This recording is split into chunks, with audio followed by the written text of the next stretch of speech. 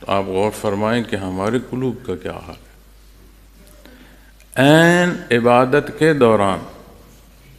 میں تو یہ سمجھتا ہوں کہ شاید ہمارے قلوب غیر حاضر ہوتے ہیں عبادات، جو صورتحال ہمیں پیش آتی ہے اس میں جیسے کوئی غیر حاضر نہیں ہوتا کہ ہے ہی نہیں، موقع پر ہی موجود نہیں۔ ہماری یہ صورتحال اگر اس کو دیکھنا ہے یا جانچنا ہے تو ہم اپنے رکوع سجود دیکھ لیں۔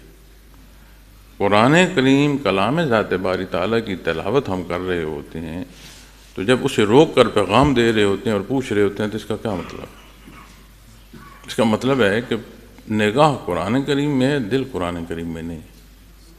وہ معاملات زندگی میں محو رکعات نہیں معلوم کتنی ہو گئیں، اس لیے سجدہ صاف کر رہے ہیں، تو وہ جس وجہ سے سجدہ صاف کر رہے ہیں اس سبب پر جا کر دیکھو تو سمجھ آئے گی کیا میں خود نماز میں تھا۔ پھر رکعت کی ادائیگیوں میں جو وقفہ ہے اس میں ہماری جو پیغام رسانی ہے، تو وہ جو نماز کی ادائیگی ہے اس میں ہم کہاں تھے؟ ہم تو کاروبار حیات میں تھے۔ تو اپنا حصہ جو دیکھنے کا ہے کہ ہمارا رخ کتنا سیدھا ہے۔ وہ فرماتا ہے جب بڑی پریشانی میں ہو تو بڑے دل سے پھر اللہ سے دعائیں کرتے ہیں اور مانگتے ہیں، اور جب وہ آسانی دے دیتا پھر چلے جاتے ہیں، پھر اپنا کمال سمجھتے ہیں، پھر بھول جاتے ہیں۔ تو یہ دیکھا ہے، اپنی آنکھوں سے دیکھا ہے کہ بہت بڑی بیماری آ گئی، جانمازیں ہیں، تسبیحات ہیں، مصیبت آ گئی، کہ میں نے قرآن شروع کر دیا جی، میں ختم کر لوں، حفظ بھی کروں گا، مصیبت دور ہوئی گئی، تلاوت بھی ختم ہو گئی۔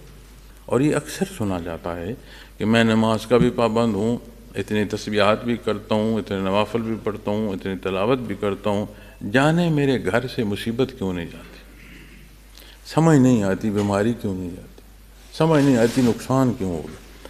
تو اس عبادت کی نیت کو کیا پھر کاروبار سے منسلک کیا جائے، ضروریات دنیا سے منسلک کیا جائے، بیماریوں سے منسلک کیا جائے، تو پھر جب اسے بیماریوں سے منسلک کیا جائے گا تو پھر کیا وہ عمل عبادت ہوگا؟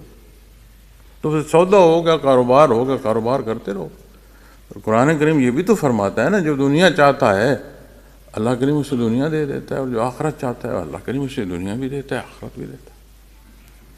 مدد جو ہے وہ صرف اللہ کی طرف سے، اور اس میں دو باتیں ہیں۔ ایک، جہاں مدد فرمایا جا رہا ہے یہ اعلان ہے کہ تم محتاج ہو، بے نیاز نہیں ہو، تمہیں مدد کی ضرورت پڑے گی، بار بار اور جگہ جگہ پڑے گی۔ پھر وہ تعلق جو اپنے اللہ سے ہے اس کی مضبوطی تمہیں اس کے در سے ایسے جوڑ دی گی کہ تمہارا کلام اور تمہارا عمل، تمہاری طلب کا خالص ہونا ایک ایک پہلو تک وہ ہوگا جو اسے پسند ہے۔ یہ کوئی نہیں کہہ سکتا کہ جی مجھے ضرورت نہیں۔ آپ وقت کے بادشاہ کو دیکھ لیں، اس نے اپنا وجود جو ڈھانپ رکھا ہے، اس وجود کے ڈھانپنے کا جو کپڑا ہے وہ سلائی نہیں کر سکتا، وہ محتاج ہے سلائی کرنے والے کا۔ اس کا حکم پورے ملک پر نافذ ہو رہا ہے، لیکن ایک لقمے کے لیے محتاج ہے کہ کوئی باورچی اسے کھانا بنا دے۔